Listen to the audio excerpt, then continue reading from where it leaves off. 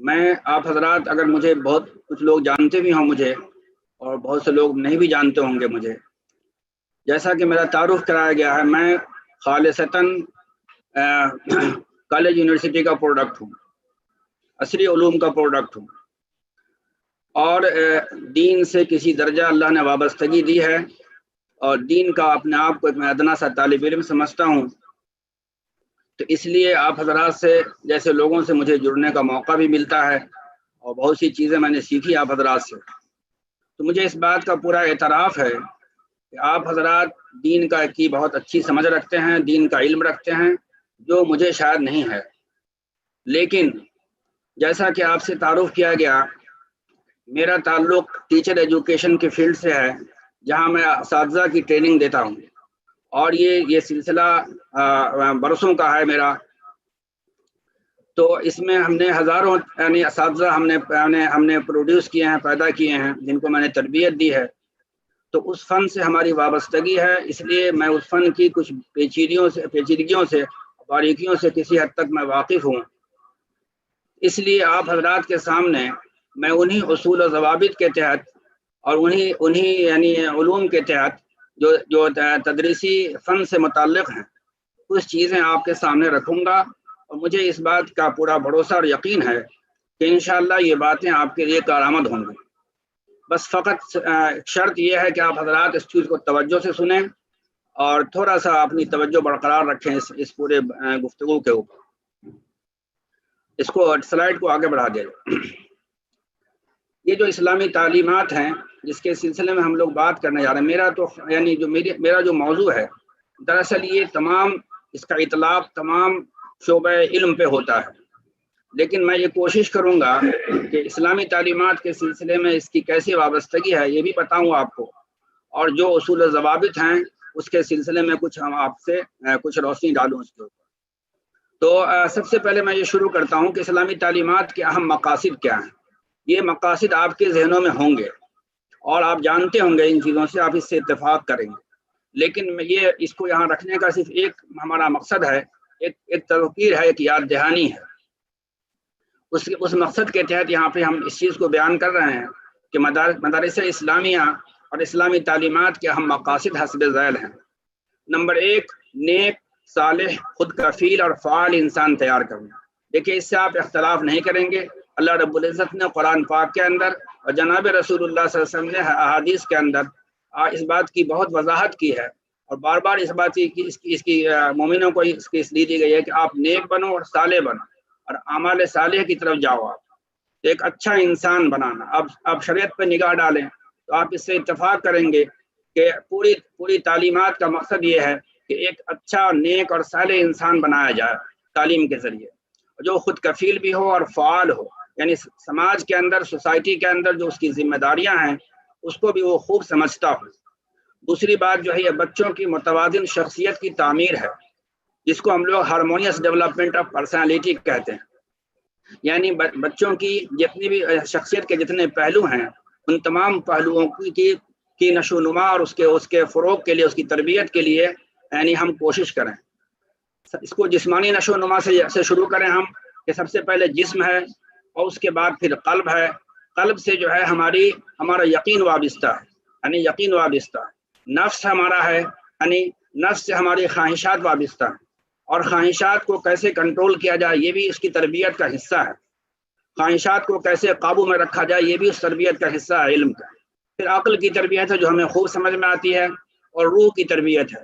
یہ جتنی عبادتیں ہیں یہ دراصل روحانی تربیت کا ہی ذریعہ ہیں۔ تو یہ تمام چیزیں ہیں، اگر ان تمام چیزوں پر ہم خیال رکھیں گے، ان تمام پہلوؤں پر ہم خیال رکھیں گے، تب کسی بچے کی متوازن شخصیت کی تعمیر ہوگی۔ تو ہمیں اس پر خیال رکھنا ہے، بچوں میں دین کی سمجھ پیدا کرنا، یعنی شریعت اسلامیہ سے آگہی پیدا کرنا، یعنی اور ایک اور میں نے یہاں پر ایک مقصد رکھا ہے جو بہت ہی اعلیٰ مقصد ہے، اور جس کی طرف ہمارے یہاں آج بڑی بے توجہی ہے، علم سے اس کا رشتہ ٹوٹ چکا ہے، وہ ہے تزکیہ نفس اور معرفت الہی کے حصول کو یقینی بنانا۔ بدقسمتی یہ ہے، یہ ہمارے یعنی دین کا اور ہماری تعلیمات کے اعلیٰ مقاصد میں شامل ہے، لیکن ہم اس کی طرف سے ہماری توجہ ہٹ چکی ہے اور ہم اس سے بالکل غافل ہو چکے ہیں۔ ہمیں اس بات کو بھی یقینی بنانا چاہیے کہ بچوں کو اسی تعلیم نہیں ہو بلکہ ان کے نفس کا تزکیہ بھی ہو۔ مدارس اسلامیہ صرف تعلیم کا گہوارہ نہ رہیں بلکہ تزکیہ نفس کا بھی گہوارہ بنے، اور معرفت الہی کے حصول کو یقینی بنائیں بچوں کے اندر۔ زمانے کے حالات اور ترقیات سے بچوں کو آگاہ کیا جائے، یعنی زمانے کے حالات سے غافل رہنا یہ بھی علم کی کوئی نشانی نہیں ہے، یعنی زمانے کی ترقیات سے آدمی کو واقف ہونا چاہیے۔ اور آپ دیکھیں یہ سائنس کی ترقیات جو ہیں، یہ آپ دیکھیں کہ کیسی ترقیات ہیں کہ آج میں پٹنہ میں ہوں بیٹھا اور آپ تمام حضرات مجھے سن بھی رہے ہیں اور دیکھ بھی رہے ہیں۔ یہ اللہ کی نعمتوں میں سے ہے جو اللہ نے ہمیں عنایت فرمایا ہے۔ انسانی ذہن کے اندر ایسی وسعت دی، ایسے علوم دیے، جس نے ایسی سہولیات پیدا کر دی۔ یہ اصل تو اللہ کا شکر ادا کرنا چاہیے ہم کہ انسان کو اللہ نے ایسا دماغ دیا ہے، ایسی صلاحیتوں سے نوازا ہے جس کے نتیجے میں یہ تمام چیزیں وجود میں آئیں، اور آج ہماری زندگی اور ہمارا کام جو ہے کتنا آسان ہو چکا ہے۔ تو ایسی چیزوں سے، ایسی سائنسی ترقیات سے غافل رہنا اور اس کی طرف متوجہ نہ ہونا اور اس سے استفادہ نہ کرنا، یہ بھی ایک درجے کی یعنی ایک طرح کی کا کفران نعمت کہیے اسے، ناشکری کہیے اسے۔ یہ کفران نعمت ہے، اللہ جو نعمت عطا فرمائی ہے اس سے ہم کو شکر ادا کرنا چاہیے، اس کا صحیح استعمال کرنا چاہیے۔ اور اس میں آخری بات جو میں نے لکھی ہے کہ ایک صالح اسلامی معاشرے کی تعمیر، یعنی یہ دیکھیے سماجی پس منظر سے آپ سوچیں تو تمام تعلیمات کا مقصد یہ ہے کہ ایک صالح اسلامی معاشرت یعنی وجود میں آ جائے، اس کی کوشش کرنا ہمیں۔ اور یہ تمام مقاصد جو ہیں انہی کے لیے ہمارا نصاب ہوتا ہے، اسی کے لیے درس گاہیں ہیں، اسی کے لیے درسی کتب ہیں، اور اسی کے لیے ہمارا تدریسی عمل ہے جس کا ہم سہارا لیتے ہیں انہی بڑے مقاصد کو حاصل کرنے کے لیے۔ اس کو ذرا آگے بڑھا دیا جائے نہیں تو یہ جو چیزیں ہیں آپ دیکھیں کہ یہ تمام مقاصد جو ہم نے آپ کے سامنے بیان کیے، اس میں ایک چیز تو آپ خوب سمجھ رہے ہوں گے کہ میں نے کچھ چیزیں اس میں مذہبی بنیادوں کی روشنی میں بولی ہے، لیکن مقاصد جب طے ہوتے ہیں تعلیم کے، اس میں کچھ اور فیکٹرز بھی ہوتے ہیں، کچھ اور عوامل بھی ہوتے ہیں جس کو ہم کو مد نظر رکھنا ہوتا ہے۔ میں نے اس کی نشاندہی یہاں پر کر دی ہے تاکہ آپ کو یہ سمجھ میں آئے کہ جو مقاصد ہم نے رکھے ہیں اس کی بنیادیں کیا ہیں۔ تو سب سے پہلی بات تو یہ ہے، یہاں پر ہم نے لکھا ہے فلسفہ حیات، کہ فلسفہ حیات جو ہے فلسفی آف لائف، انسان کا جس معاشرے کے اندر وہ ہے اس کا جو فلسفہ حیات ہے، اس فلسفہ حیات کا تعلیم کے اوپر بہت اثر پڑتا ہے۔ یعنی ہمارے جو اعلیٰ مقاصد ہوتے ہیں اس کے زندگی کے اسی کے اعتبار سے ہماری تعلیم کی بنیادیں اور اس کے مقاصد طے ہوتے ہیں۔ ہماری تہذیب و ثقافت جو ہے وہ بھی اس کی بنیاد ہے، یعنی تعلیمی مقاصد کی بنیاد ہے۔ جیسی ہماری تہذیب ہوگی، جیسی ہماری ثقافت ہوگی، اسی کے اعتبار سے مقاصد تعلیم طے کیے جائیں گے۔ اسی طرح سماجی مسائل اور سماجیاتی افکار ہیں کہ سماج کے اندر کس قسم کے مسائل ہیں، سماج کی کس طرح کا اسٹرکچر ہے، ڈھانچہ کیا ہے، اور کس طرح کے وہاں مسائل ہیں، ان مسائل کو بھی سامنے رکھا جائے۔ اور ان مسائل کے سلسلے میں مفکرین جو ہیں انہوں نے جو علم کے جو سماجیات کے جو لوگ ماہر ہیں انہوں نے اس کے کیا حل سجھائے ہیں، ان تمام چیزوں کو سامنے رکھا جائے۔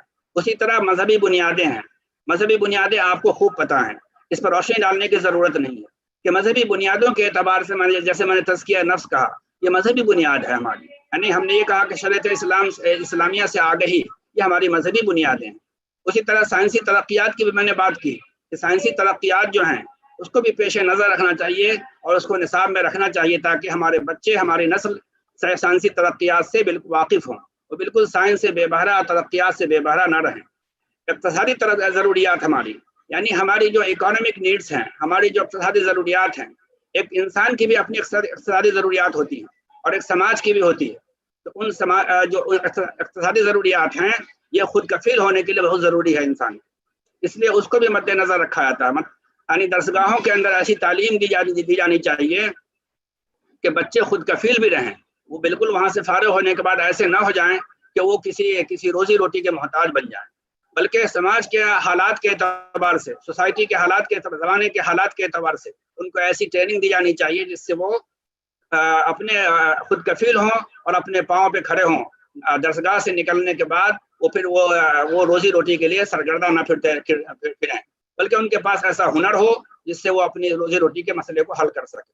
تو یہ وہ بنیادیں ہیں جو مقاصد تعلیم جہاں سے طے ہوتی ہیں، جس کا میں نے پیچھے آپ سے کیا جو مدارس اسلامیہ کے سلسلے میں۔ اب ایک بات یہ ہے کہ یہ جو مقاصد ہم نے آپ سے بیان کیے یہ مقاصد ایک دو دن میں حاصل نہیں ہوتے، یہ بلکہ یہ سال 2 سال میں بھی حاصل نہیں ہو سکتے، یعنی یہ پوری زندگی انسان جب کھپاتا ہے علم کی طرف، اپنے آپ کو لگاتا ہے، اور درس و تدریس پر پوری نگاہ اس کی جب ہوتی ہے بچوں پر، لگاتار اس کی طرف آدمی کوشاں ڈالتا ہے، تب جا کے کچھ چیزیں حاصل ہو پاتی ہیں۔ ہمارا جو نصاب ہے، ہمارے جو تدریس ہے، ہمارا ہر کلاس، یہ مقاصد تب حاصل ہوں گے جب ہر کلاس کے اندر ہم پوری مستعدی کے ساتھ اور پوری حساسیت کے ساتھ ہم جو ہے ان مقاصد کو اپنے پیش نظر رکھیں گے، اور روز کی کلاس کے اندر ہم چند ہدف کو حاصل کرتے ہیں، ان بڑے مقاصد جس کا ہم نے تذکرہ کیا، ان بڑے مقاصد کو حاصل کرنے کے لیے چھوٹے چھوٹے اہداف ہوتے ہیں جو کلاسوں میں طے ہوتے ہیں۔ ہر کلاس کے اندر جو تدریس ہمارا ہے اس میں چھوٹے چھوٹے اہداف کے ذریعے ان مقاصد تک پہنچنے کی کوشش کرتے ہیں۔ اور تعلیم جو ہے اصل، دیکھیے تعلیم جو ہے اصل، وہ ہے انسان کے رویے میں تبدیلی لانے کا عمل۔ یہاں پر میں نے اس چیز کو بھی سامنے رکھا ہے اس لیے کہ آپ کو یہ بات سمجھ میں آ جائے کہ یہ تبدیلیاں جس کا ہم نے ذکر کیا، وہ مقاصد ہم نے جو اس کا ذکر کیا، وہ تبدیلیاں اور وہ مقاصد ایک دن میں حاصل نہیں ہوں گے۔ تعلیم جو ہے اس کے بارے میں جو بہت سارے مفکرین نے اس کی تعریف بیان کی ہے، اس کے ڈیفینیشنز دیے ہیں، لیکن میں نے آپ کے سامنے بالکل آسان سا ایک اس کا ڈیفینیشن رکھا ہے، اس کی تعریف رکھی ہے کہ تعلیم انسانی رویے یا طرز عمل میں مسلسل تبدیلی لانے کا عمل ہے۔ اس کو انگریزی میں ہمیں لکھا ہے education is a continuous process of modification of human behaviour. Education کیا ہے؟ یہ لگاتار، تعلیم کیا ہے؟ یہ لگاتار ایک مسلسل ایک ایسا عمل ہے جس سے انسانی رویے کے اندر، اس کے طرز فکر کے اندر، طرز عمل کے اندر یعنی آدمی تبدیلی لاتا ہے۔ اساتذہ اکرام کی یہ ذمہ داری ہے کہ اس مقصد کو پیش نظر رکھیں کہ بچوں کے طرز فکر میں، ان کے رویے میں، ان کے طرز عمل میں یہ تبدیلی کتنی واقع ہو رہی ہے، اور یہ چیزیں ہر کلاس کے اندر ہوں گی۔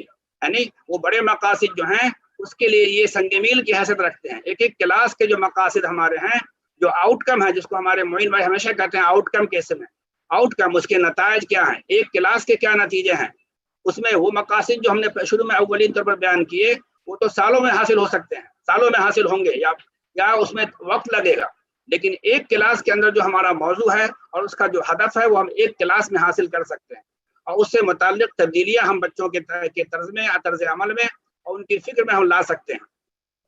تو یہ جو ہے یہ تبدیلیاں جو ہیں، یہ ہم نے یہاں پر اس چیز کو بیان کیا کہ انسانی رویے کے اندر، یہ طرز عمل کے اندر جو یہ تبدیلی آتی ہے، انسانی شخصیت کے مختلف پہلوؤں پہ آتی ہے۔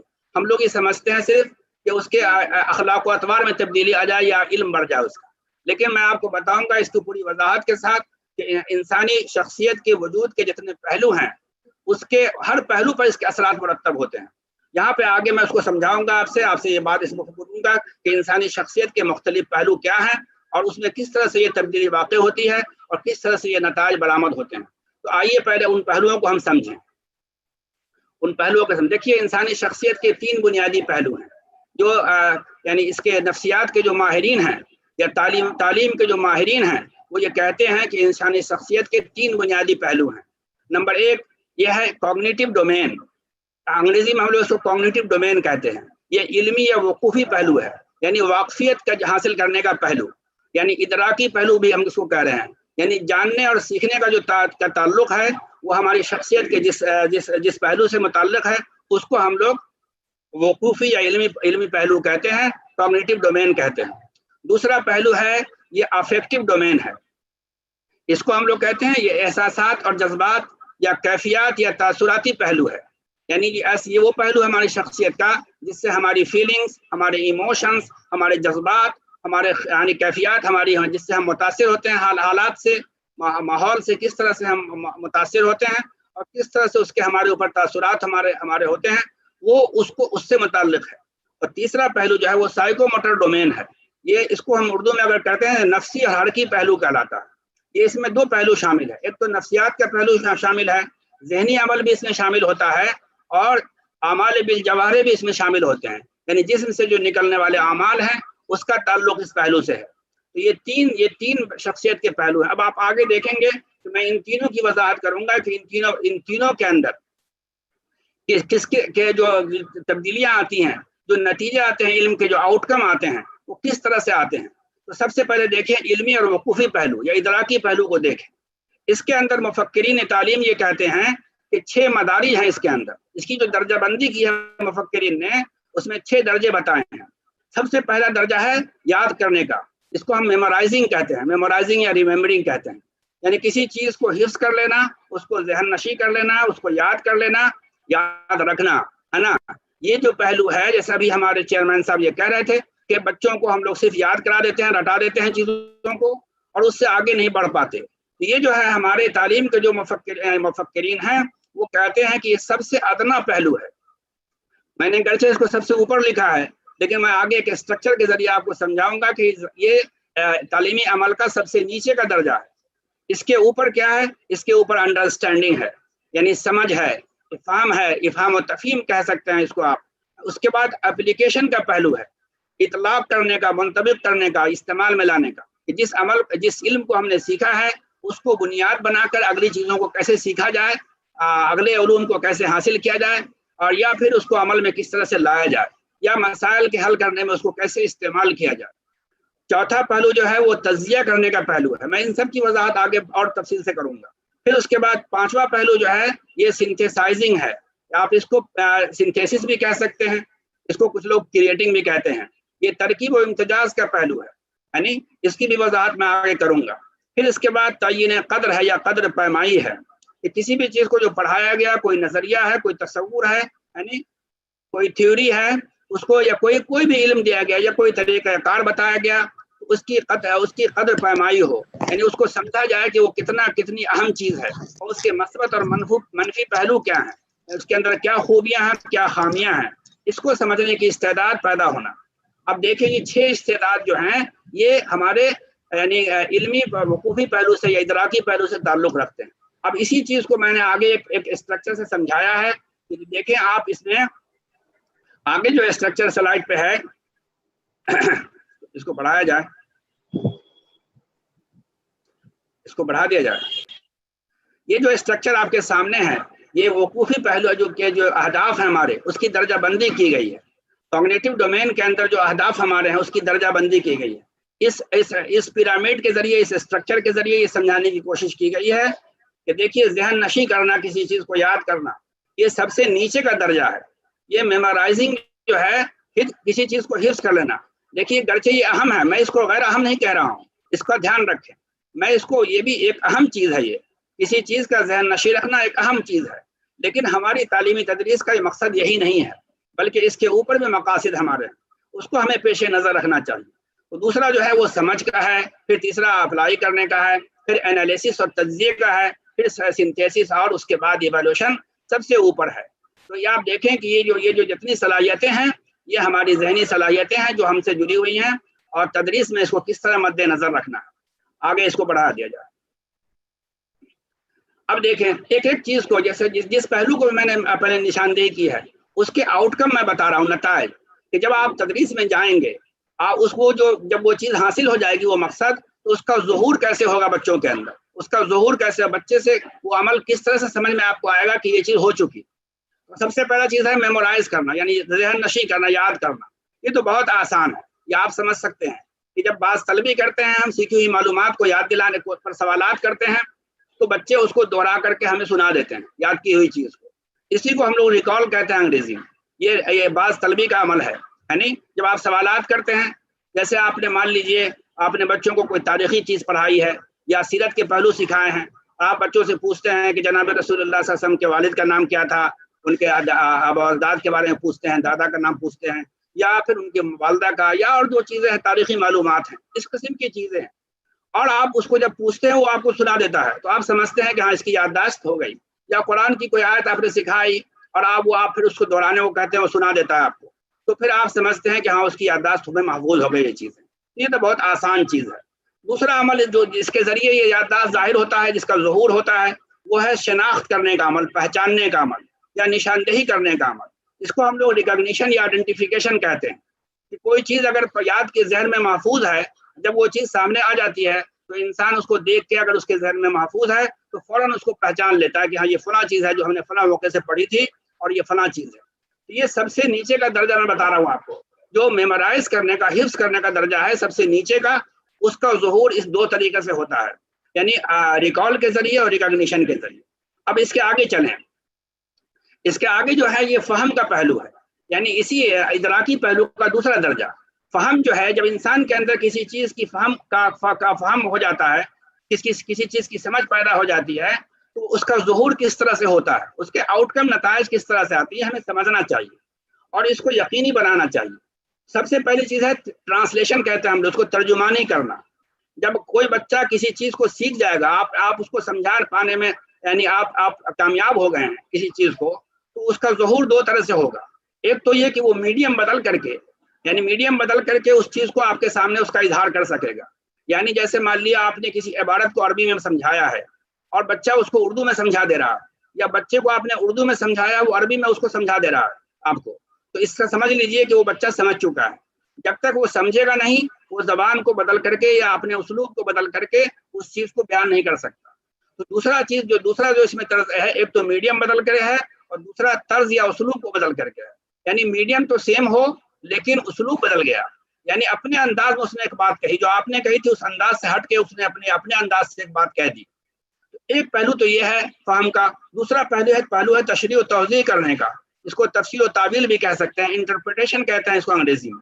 اب یہ جو تشریح و توضیح کا پہلو ہے، جب انڈرسٹینڈنگ ہوگی تو یہ بھی اس طریقے سے ظاہر ہوگی کہ بچہ جو ہے یا تدریس کے ذریعے آپ کے اس قابل ہو سکے گا کہ وہ کسی چیز کی وضاحت کر سکے، کسی چیز کی تعویل کر سکے، تشریح کر سکے۔ اس کے جو پہلو ہیں دو، وہ میں نے آگے اس کی نشاندہی کی ہے کہ یہ کیسے ہوتا ہے تشریح۔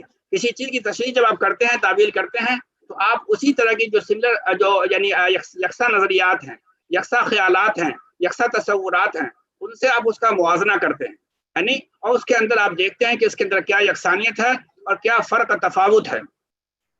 دوسری چیز یہ دیکھتے ہیں آپ کہ جو دو سیکھی ہوئی متوازی مماثل خیالات کے مابین نسبت کیا ہے، کیا نسبت دیکھتے ہیں۔ تو نسبت دیکھنے کا جو عمل ہے، یہ بھی انٹرپریٹیشن کا، تعویل کا پہلو ہے۔ اور اس کے اندر ہم یہ دیکھتے ہیں، اس کو نسبت کو بھی ہم تین طریقے سے دیکھتے ہیں۔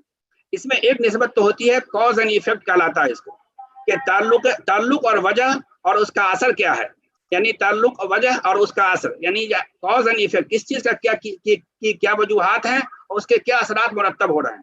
پھر اس کو اس طرح سے بھی دیکھتے ہیں ہم لوگ کہ کسی بھی چیز کے مضمرات کیا ہیں، کسی چیز کے تعلقات کو ہم دیکھ رہے ہیں اس کے مضمرات کے پہلو سے، اور پھر ہم یہ بھی دیکھ رہے ہیں کہ اس کے دلائل اور ثبوت کیا ہیں، دلائل اور ثبوت کا پہلو کیا ہے۔ تو یہ ایک پہلو ہے جو انٹرپریٹیشن کا پہلو ہے۔ اس کے اندر بھی دو پہلو ہو گئے، کمپیریزن کا، تقابل کا پہلو، اور دوسرا ہے یعنی اس کے اندر نسبت تلاش کرنے کا پہلو۔ اور پھر اس کو دو طریقے سے ہم نے بتایا آپ سے کہ کاز اینڈ ایفیکٹ اور امپلیکیشن اور ایویڈنس، یعنی ثبوت اور دلائل کی بنیاد پر کس طرح سے اس چیز کو قائم کر سکتے ہیں آپ، یہ سمجھانا۔ اب اس کا ایک تیسرا پہلو بھی ہے فہم کا، جس کو ہم لوگ کہتے ہیں ایکسٹراپولیشن، جو نیچے لکھا ہوا ہے سلائڈ پر آپ دیکھ سکتے ہیں۔ اس کو کہتے ہیں ہم لوگ توسیع کا عمل، کسی چیز کی وضاحت بہت بڑے پیمانے پر کرنا اور اس کو طول دینا، یعنی باتوں کو بہت طوالت کے ساتھ بیان کرنا، اور اس طرح بیان کرنا کہ وہ جو اس کا اوریجنل جو خالص مفہوم اس کا اپنا ہے، اس میں کوئی تبدیلی واقع نہ ہو۔ اور اس کے اندر وہ ایک پہلو وہ بھی ہے جس کو قیاس کا پہلو ہم لوگ کہتے ہیں، کہ معلوم سے نامعلوم کی طرف قیاس کیا جائے۔ تو یہ پہلو بھی اس کے ہے، انڈرسٹینڈنگ کا پہلو ہے، یعنی سمجھ کا پہلو ہے۔ اگر آپ نے بچوں کو کسی چیز کو سمجھانے میں کامیابی حاصل کر لی ہے تو بچوں کے اندر یہ تمام چیزوں کا ظہور ہوگا۔ اور یہ ظہور کیسے ہوگا؟ جب آپ ان پر سوالات اس قسم کے رکھیں گے، تب وہ سوالات کے ذریعے آپ اس چیز کو ٹیسٹ کر سکتے ہیں، اس کو جانچ سکتے ہیں کہ یہ تبدیلیاں واقع ہوئی ہیں یا نہیں ہوئی ہیں۔ یعنی تو سوالات کا کلاس کے اندر بہت اس کی اہمیت ہے، سوالات بچوں سے ضرور کرنے چاہیے، اور ان مقاصد کو پیش نظر رکھ کر کے، ان صلاحیتوں کو پیش نظر رکھ کے کرنا چاہیے۔ تو ہمیں ان تین پہلوؤں کو دیکھنا ہے، یعنی انڈرسٹینڈنگ کے نظریے سے۔ پھر آگے بڑھیں، ہم لوگ اس کے آگے بڑھتے ہیں۔ اب تیسرا پہلو ہے اطلاق کرنے کا یا اپلائی کرنے کا پہلو، کہ سیکھی ہوئی باتوں کو مماثل حالات میں یا نئے حالات میں استعمال کر کے کسی مسئلے کو حل کرنا۔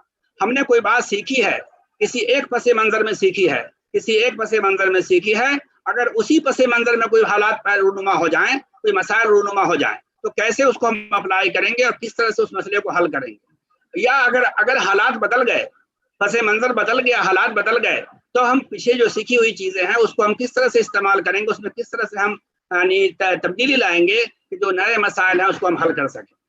ایک تو یہ پہلو ہے اس کا۔ دوسرا پہلو یہ ہے کہ سیکھی ہوئی معلومات کو بنیاد بنا کر آگے کی جو مشکل معلومات ہیں اس کو حاصل کرنا یا سیکھنا۔ یعنی آپ کسی چیز کو سیکھ گئے ہیں، تو اس کی بنیاد پر آگے کے جو علوم ہے، آگے کے جو مدارج ہیں، اس کو کیسے سیکھیں گے، حاصل کریں گے، اس کو بھی سمجھنا. اس کو ہم لوگ کہتے ہیں ایک طرح کی یہ ٹرانسفر آف لرننگ ہے، یعنی علم کی منتقلی ہے، انتقال آموزش ہے کہ آپ چیز کو سیکھتے ہیں ایک پس منظر میں اور دوسرے پس منظر میں جا کے اس کو فٹ کرتے ہیں اور اس سے مسائل کو حل کرتے ہیں. تو یہ پہلو بھی ہمارے سامنے آنا چاہیے. جب درس دے رہے ہوں تو ہم بچوں کے اندر یہ صلاحیت پیدا کریں کہ یہ جو چیز سیکھی جا رہی ہے اس کا عملی اطلاق کیسے ہوگا، کہاں کہاں اس کا اطلاق ہوگا، کہاں اس کو ہم منطبق کر سکتے ہیں، کس طرح سے اس مسائل کو ہم حل کر سکتے ہیں، آگے بڑھایا جائے. اب آئیے یہ تیسرا چوتھا پہلو ہو گیا. یہ اس سے اونچا پہلو ہے. اب دیکھیں گے، آپ ایک چیز غور کریں گے، جیسے جیسے میں اوپر بڑھ رہا ہوں، یہ جو ذہنی عمل ہمارا جس کو ہم لوگ مینٹل پروسیس کہتے ہیں، یہ یہاں پہ کمپلیکس ہوتا چلا جا رہا ہے. یعنی اس کے اندر جو ہے یعنی کٹھنائی بڑھتی چلی جا رہی ہے، یعنی عمل جو ہے وہ سخت ترین ہوتا چلا جا رہا ہے، اس میں یعنی مشکل ہوتا جا رہا ہے. یہاں پر دیکھیے کہ یہاں پر چیز بتائی گئی ہے کہ جو چیز سکھائی جا رہی ہے، ہم نے 3 پہلو کو پہلے حاصل کر لیا. یعنی ہم نے کسی چیز کو ذہن نشی بھی کر لیا، اس کو سمجھ بھی لیا، اور ہم نے اس کا عملی اطلاق بھی سیکھ لیا. اب یہاں پر ہم کو کرنا کیا ہے کہ جو چیز سکھائی جا رہی ہے اس کے بنیادی عناصر کا تجزیہ کرنا سکھانا. کہ کوئی بھی چیز ہم نے سکھائی ہے بچوں کو، کوئی نظریہ دیا ہے، یعنی کوئی علم دیا ہے ہم نے، کوئی ایسے خیالات ان کے سامنے رکھے ہیں، کوئی تھیوری رکھی ہے، تو ہم اس کے بنیادی عناصر کا تجزیہ کر سکیں کہ اس کے بنیادی عناصر کیا ہیں، اس کے بنیادی خط و خال کو متعین کریں. اس طرح سے تو بنیادی اجزاء کو سمجھنا، ان کو الگ کرنا، اسی کو ہم لوگ کہتے ہیں انالیسس آف بیسک ایلیمنٹس. یعنی آپ تجزیہ کر کے کسی بھی چیز کے، دیکھیے یہ جو تجزیہ ہے یہ کسی واقعے کو کوئی ایسا گھٹنا کرم ہوتا ہے کہ جس کو ہم کہتے ہیں کوئی ایسا واقعہ حادثہ پیش آ گیا، تو اس کا بھی تجزیہ ہوتا ہے کہ بھائی کیوں ہوا، اس کے بنیادی عوامل کیا ہیں، اور اس کے اہم اجزاء کیا ہیں، کیا چیز میں ہوئی ہیں اس میں. تو یہ تجزیہ جو ہے یہ ایسا عمل ہے جس کا اطلاق ہر جگہ ہوتا ہے، لیکن ہم اس کو علم کے اوپر کہہ رہے ہیں کہ آپ جب اپنے کلاس کے اندر ہوں تو جس چیزوں کو پڑھا رہے ہوں بچوں کے اندر یہ صلاحیت بیدار ہو کہ وہ اس کی بنیادی چیزوں کو سمجھ سکیں. مان لیجیے جیسے آج آپ بتا رہے ہیں فقہ کی تعلیم دے رہے ہیں، اور آپ بتا رہے ہیں کہ حج سکھا رہے ہیں بچوں کو، کہ حج کے ابواب کو پڑھا رہے ہیں آپ، تو آپ بچوں کے اندر یہ صلاحیت تو پیدا ہو کہ حج کے جو بنیادی ارکان ہیں وہ کیا ہیں، یعنی بنیادی اس کے جیسے ہم نے یہاں کہا بنیادی عناصر، وہاں پہ کیا آئیں گے تو بنیادی جو اعمال ہیں جس کو آپ ارکان کہہ سکتے ہیں آپ، یعنی تو بنیادی ارکان کیا ہیں جس کو آپ کہہ سکتے ہیں کہ اس کی بنیاد پر حج ہوتا ہے. اور پھر اس کے جو اور دوسرے جو جس کو آپ نے فرائض کی بنیاد پر کہا، آپ اس کو کبھی ڈیوائڈ کرتے ہیں، کبھی کہتے ہیں کہ اس کے اندر واجبات ہیں، یہ سنن ہے. تو یہ جو بنیادی چیزیں، ان تمام چیزوں کا تجزیہ کس طرح سے بچے کر سکتے ہیں، اس کو دیکھنا چاہیے ہمیں. پھر دوسرا جو اس کا پہلو ہے وہ ہے کہ جو بنیادی عناصر ہیں اس کے مابین آپس کا تعلق کیا ہے، نسبت کیا ہے، اس کا تجزیہ کرنا. اس کو ہم نے لکھا ہے انگریزی میں analysis of relation ship existing among basic elements. یعنی جو بنیادی عناصر ہیں اس کے درمیان ایک تعلق ہے، ایک نسبت ہے، اس نسبت کو بھی سمجھنا چاہیے ہم. اور پھر تیسری چیز ہوتی ہے کہ جو بنیادی عناصر ہیں ان کے مابین تنظیمی اصول کیا ہے، اس کا تجزیہ کرنا. یعنی کس طرح سے وہ عناصر ایک دوسرے سے جڑے ہوئے ہیں، اس میں کوئی تسلسل ہے، کوئی اس کے اندر کرم ہے، کوئی تسلسل ہے، کوئی یعنی اس کو سمجھنا. تو یہ جو چیز ہے اس کو سمجھنا جو ہے یہ اس کو کہتے ہیں انالیسس آف آرگنائزیشن پرنسپل. تو یہ جو ہے اس کو سمجھنا. تو یہ جو 3 چیزیں سمجھ لے گا بچہ تو سمجھیے کہ اس کو تجزیہ کرنا آیا. لیکن اس کے لیے بھی ہم لوگ یہ کہتے ہیں کہ اس کو سمجھنے کے لیے ہمارے پاس کچھ منطقی صلاحیت ہونی چاہیے. یہاں نیچے لکھا ہے ہم نے اس کو کہ تجزیہ کرنے کے لیے 2 طرح کے منطق یا استدلال کی ضرورت ہوتی ہے. نمبر 1 استقرائی منطق، یعنی استقرائی منطق یہ ہے، اس کو استقرائی تعمیم بھی کہتے ہیں ہم لوگ، اس کو انگریزی میں کہتے ہیں انڈکٹیو لاجک. یعنی اس میں کیا ہوتا ہے کہ ہم انفرادی مثالوں سے یا جزئی مثالوں سے عمومیت پیدا کرتے ہیں. یعنی عمومیت پیدا کرنے کا عمل ہے، یعنی کئی چیزوں کو دیکھنے کے بعد ہم ایک کوئی جنرل کنکلوژن ڈرا کرتے ہیں، یعنی عمومیت کی طرف لے آتے ہیں. اور دوسرا پہلو ہوتا ہے استخراجی پہلو یا استنباطی پہلو، جس کو ہم لوگ کہتے ہیں ڈیڈکٹیو لاجک. یہاں کیا ہوتا ہے کہ مقدمات سے جو ہے ہم جزیات کا استخراج کرتے ہیں، مقدمات سے جزیات کی طرف چلتے ہیں ہم لوگ. تو یہ جو 2 چیزیں ہیں، یہ لاجک جو ہے، یہ استدلال کی صلاحیت جو ہے بچوں کے اندر، یہ بہت ضروری ہے. اگر یہ صلاحیتیں نہیں ہوں گی، جو اوپر کی 3 صلاحیتیں میں نے لکھی ہیں، ان 3 صلاحیتوں کو جو ہے وہ حاصل نہیں کر سکتے. تو بچوں کے اندر یہ منطقی صلاحیت پیدا کرنا تاکہ وہ چیزوں کا تجزیہ کر سکیں اور چیزوں کو سمجھ سکیں، تو یہ ہمارا کام ہونا چاہیے. تو یہ ہے، آپ دیکھ رہے ہیں کہ آؤٹ کم کس طرح سے، اسی کو آؤٹ کم ہم لوگ کہہ رہے ہیں، نتائج کر رہے ہیں کہ ایک کلاس کے اندر یہ نتائج سامنے آئیں گے. آپ موضوع سے صرف اس کو جوڑیں، جس موضوع کو آپ پڑھا رہے ہیں، تدریس کر رہے ہیں، اس موضوع سے اس کو جوڑ کے دیکھیں آپ، تو آپ کو لگے گا کہ ہر موضوع کے اندر کچھ نہ کچھ اس کے پہلو موجود ہیں۔ اب آگے چل رہے ہیں اس سے۔ اب اس کے بعد جو پہلو ہے، اس کے اونچے کا درجہ ہے، وہ ہے سنتھیسس کا پہلو۔ اس لیے آپ کو میں لکھا ہے آؤٹ کم آف سنتھیسس، کہ جب سنتھیسس کا پہلو ہے، کہ اس کو ہم لوگ اردو میں کہہ رہے ہیں ترکیب و امتزاج کے نتائج، ہے نہیں، یعنی ترکیب کا پہلو۔ اس سے آپ ایسے سمجھ سکتے ہیں، اسے ادراک جز الی کل کہتے ہیں، ہے نہیں، یا اسلوب ترکیبی کہہ سکتے ہیں۔ اس صلاحیت کا ظہور تین طریقے سے ہوگا۔ پھر یہاں پر کیا ہوتا ہے کہ جو پچھلے اسٹیج میں جو ہم نے بنیادی عناصر کا تجزیہ کیا تھا اور اس کو الگ کیا تھا، سمجھا تھا، اس کو پھر جوڑنا، اور اس کو جوڑ کر کے ایسے اسلوب میں جوڑنا جو بالکل انوکھا ہو، بالکل انوکھے انداز میں جوڑ دینا، جس سے لگے کہ بالکل نئی چیز پیدا ہو گئی ہے نہیں۔ یہاں پر تخلیقی صلاحیت انسان کی جنم لیتی ہے، تخلیقی صلاحیت یہاں پر کا ظہور ہوتا ہے یہاں پہ، کہ جو چیز ہم نے پہلے سیکھی ہے، اس کا تجزیہ کیا، اب اس کے اظہار خیال کے لیے کوئی انوکھا بالکل نیا اسلوب انداز ترتیب دے کر کے ہم نے اس کو اختیار کر کے ہم نے اس کو پیش کیا۔ اسی کو ہم لوگ کہتے ہیں production of a unique communication pattern, یعنی ایک انوکھے اسلوب میں، ایک انوکھے انداز میں انہی عناصر کو پیش کرنا جس سے لگے کہ یہ بالکل نئی چیز ہو گئی، حالانکہ چیزیں پرانی ہی ہوتی ہیں۔ تو اب دیکھیں دوسرا پہلو ہوتا ہے کہ جس کو ہم لوگوں نے لکھا ہے production of a unique plan, یعنی کوئی انوکھا پلان یا منصوبہ تیار کرنا۔ یہ بھی سنتھیسس کا پہلو ہے، جس کے اندر یہ صلاحیت نہیں ہوگی، کوئی جو پلان نہیں بنا سکے گا، کوئی منصوبہ تیار نہیں کر سکے گا بہت اچھا، ہے نہیں، اور یا پھر کوئی انوکھی تدبیر سجھانا، یہ انسان کا پہلو ہے نہیں، یہ بھی ایک اس کا سنتھیسس کا پہلو ہے۔ اب آئیے تیسرا پہلو ہے کہ جو ہم نے جو کسی دو چیز کے اندر، کسی دو نظریے کے اندر، دو خیالات کے اندر، دو تصورات کے اندر کوئی لطیف اور دقیق یا کوئی پیچیدہ نسبت موجود ہے، تو اس کو اخذ کرنا، اس کو نکال کے لوگوں کے سامنے لانا، اس کو واضح کر دینا، یہ بھی ایک اہم پہلو ہے کہ دو چیزوں کے درمیان کوئی نسبت موجود ہے، لوگ اس سے واقف نہیں ہے یا لوگوں کی نظر میں نہیں ہے وہ چیز، اور آپ نے اس کے اوپر دماغ لگایا اور آپ نے سوچا اور اس کو واضح کر کے سامنے کر دیا کہ بھائی اس دو چیزوں کے درمیان یہ دقیق رشتہ موجود ہے، نسبت موجود ہے، تعلق موجود ہے۔ تو یہ بھی اس کا ترکیب و امتزاج کا پہلو ہے اور یہ اس کا آؤٹ کم ہے۔ تو آپ دیکھیں گے کہ سنتھیسس کے اندر بھی، ترکیب و امتزاج کے اندر بھی تین پہلو آ گئے، اور ان تین پہلوؤں سے یہ صلاحیت جھلکے گی اور اس کے نتائج برآمد ہوں گے، اور اسی کو ہم لوگ کہہ رہے ہیں یہ سنتھیسس کا آؤٹ کم ہے۔ تو آپ اس کو بھی جوڑیں اپنے درس سے، جس موضوع کو آپ درس دے رہے ہیں اس کے اندر اس طرح کے کیا پہلو موجود ہیں، کوئی اس کے امکانات موجود ہیں کہ نہیں، اس کو کس طرح سے اس کو جوڑا جائے۔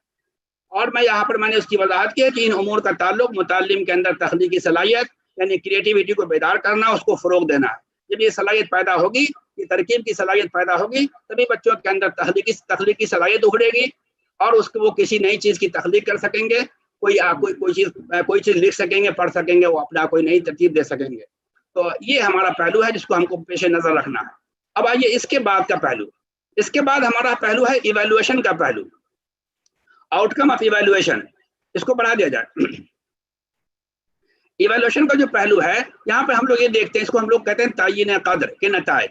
تعیین قدر یہ ہے کہ جس چیز کو سکھایا جا رہا ہے، آپ کو جو علم دے رہے ہیں بچوں کو، آپ جس نظریے کے اوپر دے رہے ہیں، جن خیالات کے اوپر آپ کا درس چل رہا ہے، اس کو سمجھنا کہ اس کے مثبت پہلو کیا ہے، اس کی قیمت کیا ہے، اس کی قدر کیا ہونی چاہیے، اور اس کے مثبت پہلو کو، اس کے منفی پہلو کو سمجھنا، یہ چیزوں کو سمجھنا، اس کو کہتے ہیں قدر پیمائی۔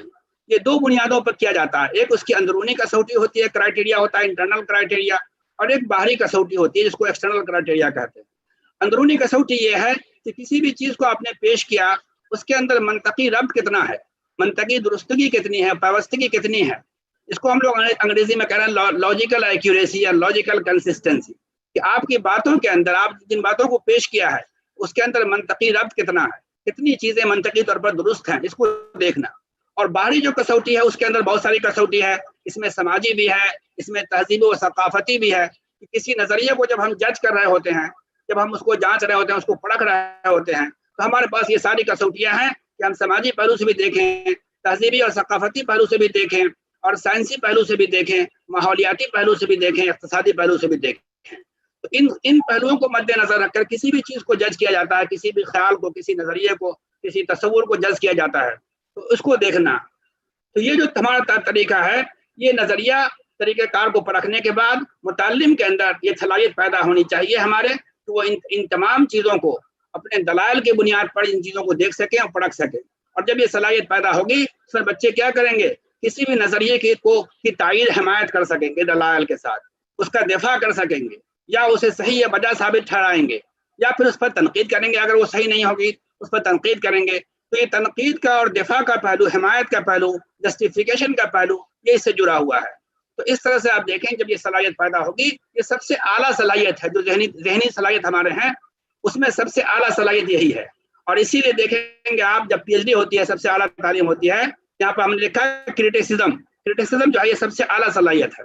جب کسی چیز کو ہم جج کرتے ہیں تو ہم دیکھتے ہیں کہ اس کے مثبت اور منفی پہلو کیا ہیں، اسی کو کریٹیسزم کہتے ہیں. اس لیے جب پی ایچ ڈی ہوتی ہے تو وہاں پر جو موضوع کا انتخاب ہوتا ہے اس میں لوگ لکھتے ہیں کریٹیکل اسٹڈی. اور کریٹیکل اسٹڈی کا مطلب وہاں پر یہی ہوتا ہے کہ آدمی کسی چیز کو بہت ہی کریٹیکل لیول سے، بہت اونچے لیول سے سوچ رہا ہے اور دیکھ رہا ہے چیزوں کو. تو یہ جو ہے سب سے اعلیٰ پہلو ہے، جو ہمارے وقوفی پہلو ہے اس کا سب سے اونچا درجہ ہے، اونچا مرتبہ ہے، جس کی درجہ بندی میں ہم نے آپ کو بتایا. تو یہ ہمارا یہاں پر جہاں تک جو بات ہوئی ہے ہماری، وہ وقوفی پہلو سے متعلق ہوئی ہے، کognitive ڈومین سے ہوئی ہے. اب تھوڑا سا آپ پیشنس رکھیں، میں دو چیزیں میں آپ سے وضاحت کروں گا.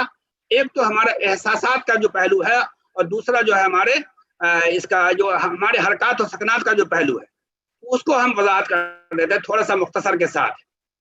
یہ وقت کی کمی ہے، وہ اتنی تفصیل سے تو یہ چیزیں نہیں ہو سکتی، اس لیے میں نے اس کو بہت مختصر میں رکھا ہے.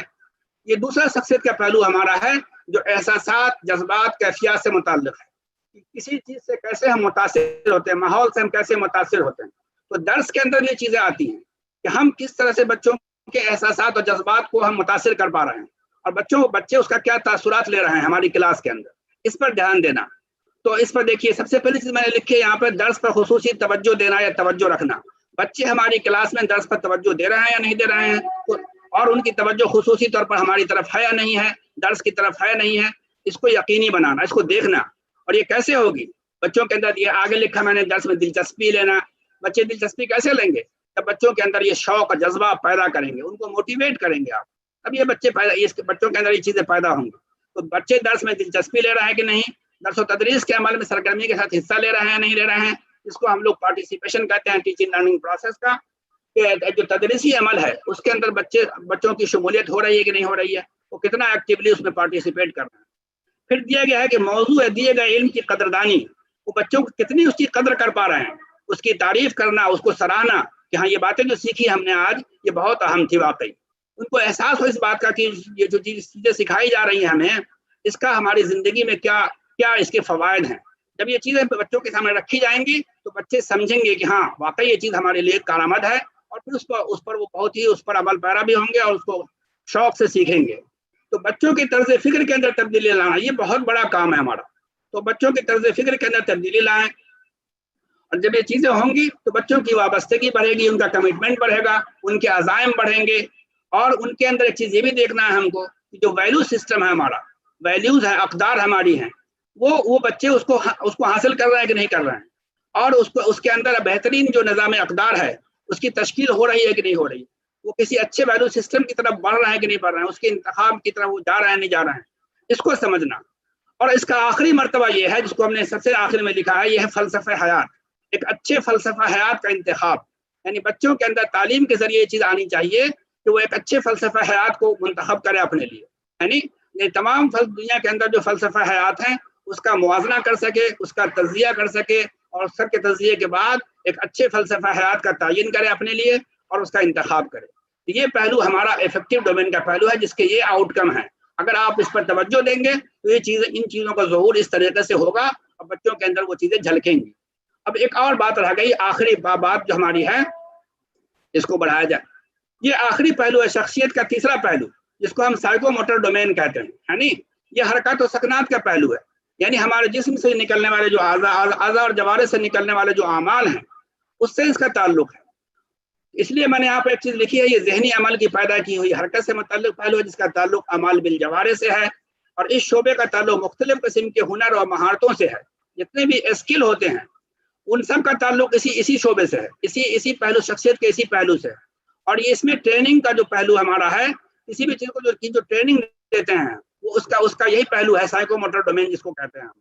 اور یہ ٹریننگ جو ہے، آپ کسی چیز کو بچوں کے اندر کسی چیز کی اچھے اعمال کی عادت ڈالتے ہیں، وہ بھی اسی سے متعلق ہے.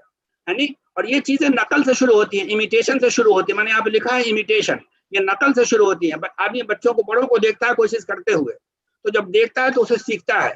آپ کوئی ہنر بھی سیکھتے ہیں. مان لیجیے تھوڑا چھوٹی سے میں ایک مثال دوں, تو بچوں کو دیکھتے ہیں جب ہم سائیکل چلانا سکھاتے ہیں بچوں کو, بچے جب سائیکل پکڑتے ہیں تو وہ دیکھتے ہیں کہ بڑے کیسے پکڑ کے چلاتے ہیں, اسی طرح وہ نقل کرتے ہیں پہلے, اور نقل کر کے پھر اس پر پریکٹس ہو, اس کا عملی مشق ہوتا ہے ان کا, اور اس سے گزر کر پھر وہ پختگی کی طرف چلے آتے ہیں. پھر وہ خود سائیکل چلانے لگتے ہیں, ان کا وہ ساری چیزیں پیچھے کی چیزیں پیچھے چلی جاتی ہیں, آگے وہ آگے ایک ماہر جو ہے سائیکل چلانے والے بن جاتے ہیں. یہ ایک چھوٹا سا فن ہے جس کو ہم سیکھتے ہیں. تو کوئی بھی اسکل جب ہوگا, ہنر ہوگا, اس میں نقل کا بہت دخل ہے. یعنی آدمی نقل کر کے, لوگوں کو دیکھ کر کے اس کا نقل اتار کر کے چیزوں کو سیکھنا شروع کرتا ہے, اور پھر وہ عملی مشق کے مرحلے سے گزر کر پختگی اور کمال کی طرف جاتا ہے, تو جس کو ہم لوگ پرفیکشن کہتے ہیں. تو یہ چیزیں ہوتی ہیں. اس لیے یہاں پر ایک بہت ضروری چیز یہ ہے کہ جو چیزیں ہم پڑھا رہے ہیں, خاص طور سے وہ اعمال ظاہرہ جس کو ہم سکھانا چاہتے ہیں بچوں کے اندر, یعنی اس کو ہم بچوں کو کر کے دکھائیں. مثلا ہم کو اگر وضو سکھانا ہے بچوں کو, تو ہم بچوں کو صرف یہ نہ سمجھائیں کہ وضو کے 4 فرائض یہ ہیں اور سنن یہ ہیں اور اس کے اندر اور مستحبات یہ ہیں, بلکہ ہم بچوں کو ایک بار بیٹھ کر کے اچھے سے وضو کر کے سکھائیں عملی طور پر. تب وہ بچے جب دیکھیں گے عملی طور پر تو وہ سیکھیں گے, عمل سے امیٹیشن کر کے, نقل کر کے وہ سیکھیں گے. اور پھر اس کی نگرانی کی جائے کہ وہ کس طرح سے ان چیزوں کو کر رہے ہیں. تو ایک نقل سے یہ چیزیں شروع ہوتی ہیں اور عملی مشق کے ذریعے وہ پختگی کی طرف جاتی ہیں. تو اس کا خیال رکھنا ہے کہ جس چیز کو بھی سکھانا ہے کوشش کیا جائے کہ اس کو عملی طور پر سکھایا جائے. نماز سکھانا ہے تو نماز کو بھی اسی طرح سکھایا جائے عملی طور پر, کہ کس طرح سے نماز پڑھنا ہے, بچوں کو اس کی ٹریننگ دی جائے. اور آپ حضرات دیتے بھی ہیں, بہت جگہ میں نے دیکھا بھی ہے اس چیز کو, تو وہ بہت ہی اچھا قدم ہے. اس کا خیال رکھنا. میں یہاں پر ایک چیز ضرور بتاؤں کہ اخلاق و معاملات کا جو معاملہ ہمارا ہے, بچوں کو دیکھیے, میں ہمیشہ کہتا ہوں کہ ہماری 2 نگاہیں بچوں کو دیکھ رہی ہوتی ہیں. یعنی ہمارے پاس اگر 100 بچے ہیں, ہماری 2 نگاہیں بچوں کو دیکھ رہی ہوتی ہیں, لیکن بچوں کی 200 نگاہیں ہماری طرف ہوتی ہیں. تو اساتذہ کا بہت اس بات کا خیال رکھنا چاہیے کہ ان کے عمل کے اندر, ان کے اخلاق و معاملات کے اندر کوئی ایسی کمی نہ ہو جو بچے دیکھ لیں. اگر وہ دیکھیں گے تو آپ کی تمام تقریر اور تمام تحریر آپ کی وہی یوں ہی دھری رہ جائے گی. بچے آپ کے اپنے اخلاق و معاملات کو اور آپ کے عمل کو دیکھ رہے ہیں. اگر آپ کے عمل میں کوئی اگر پختگی نہیں ہے اور آپ کے اندر کمی ہے, تو بچوں کے اندر وہ چیز پیدا نہیں ہو سکتی, چاہے آپ لاکھ تقریر کرتے رہیں. اس لیے آپ کو اس بات پر بہت خیال رکھنا چاہیے.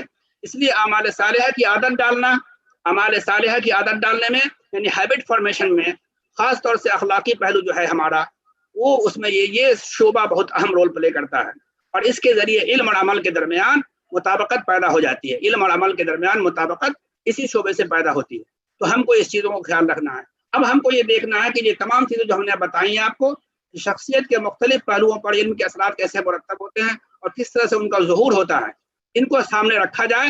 آگے بڑھا دیجیے. اور ان کو سامنے رکھا جائے, اور اس کے مطابق جو ہے آپ تمام چیزوں کو اپنے درس کے اندر اس کو رکھ کر کے موضوع سے اس کو جوڑیں. اپنا جو موضوع ہے آپ سے اس کو جوڑیں. ایک بات اور میں کہہ دوں کہ جو شروع کے جو 3 پہلو میں نے آپ کو بتائے تھے, وقوفی پہلو, جس میں یاد کرنا ہے, یہ ذہن نشی کرنا ہے, اور سمجھنا ہے, اور انڈرسٹینڈنگ ہے, اور اپلیکیشن ہے. چھوٹی کلاس کے اندر, تحتانیہ کے اندر, یا چاہے جو چھوٹی کلاس ہماری ہے, اس کے اندر جب ہم پڑھا رہے ہوں بچوں کے اندر, تو ظاہر ہے وہاں پر بچوں کی اعلیٰ صلاحیت, جو میں نے تجزیہ کہا اور جو ترکیب کہا اور تعین قدر کہا, وہ ظاہر بات ان بچوں کے اندر یہ چیزیں نہیں آئیں گی. تو چھوٹی کلاس کے اندر چھوٹے مقاصد رکھنے ہیں ہم, یعنی ہم کو 3 درجے کو رکھنا ہے اس میں شامل, یعنی نالج, اس کو میمورائزنگ کو, حفظ کو, سمجھ کو, افہام و تفہیم کو, اور اپلیکیشن پاور کو. لیکن جب ہم بڑی کلاس میں جائیں گے, جب ہم جیسے بڑی کلاس میں جائیں گے, فوقانیہ کے اندر, مولوی کے اندر, ہم عالم کے اندر جائیں گے, تو وہاں پر یہ جو بڑے مقاصد ہیں, جس میں ہمارا یعنی انالیسس بھی ہے, تجزیہ بھی ہے, ترکیب بھی ہے, اور ایویلویشن بھی ہے. اور جو بعد کے 2 پہلو ہم نے بتایا شخصیت کے, ان کو بھی مد نظر رکھنا چاہیے ہمیں ہر جگہ پہ. اس طرح سے اگر ان چیزوں کو مد نظر رکھ کے ہم درس و تدریس کریں گے, وہ نتائج, وہ آؤٹ کم جس کا تذکرہ بار بار ہمارے معین صاحب اور ہمارے یعنی چیئرمین صاحب کر رہے ہیں, جناب عبدالقیوم انصاری صاحب کر رہے ہیں, وہ چیزیں ظاہر ہوں گی اور اس کے نتائج سامنے آئیں گے. مجھے پوری امید ہے کہ جو باتیں ہم نے آپ کے سامنے رکھی ہیں یہ آپ تک پہنچی ہوں گی پوری طرح, آپ سمجھ پائے ہوں گے. اور اگر کوئی کمی کوتاہی ہو گئی تو اس کے لیے میں معافی چاہتا ہوں. اور میں سمجھتا ہوں کہ بہت کارآمد باتیں تھیں جو آپ کے اب تک میں نے پہنچائی ہیں, اور آپ اس پر عمل پیرا ہوں گے. انشاءاللہ اس کے فوائد ظاہر ہوں گے اگر آپ نے اس کو اپنے عمل میں لایا ہے. میں انہیں باتوں کے ساتھ اپنی بات ختم کر رہا ہوں، اور عبدالقیوم انصاری صاحب کا میں شکر گزار ہوں ایک بار پھر سے کہ انہوں نے یہ موقع ہمیں عنایت فرمایا، اور آپ تمام حضرات کا شکر گزار ہوں کہ آپ نے بہت ہی پیشنس کے ساتھ، بہت ہی توجہ کے ساتھ ہماری بات کو سنا۔ تو سب کا شکریہ بہت بہت۔ السلام علیکم ورحمۃ اللہ وبرکاتہ۔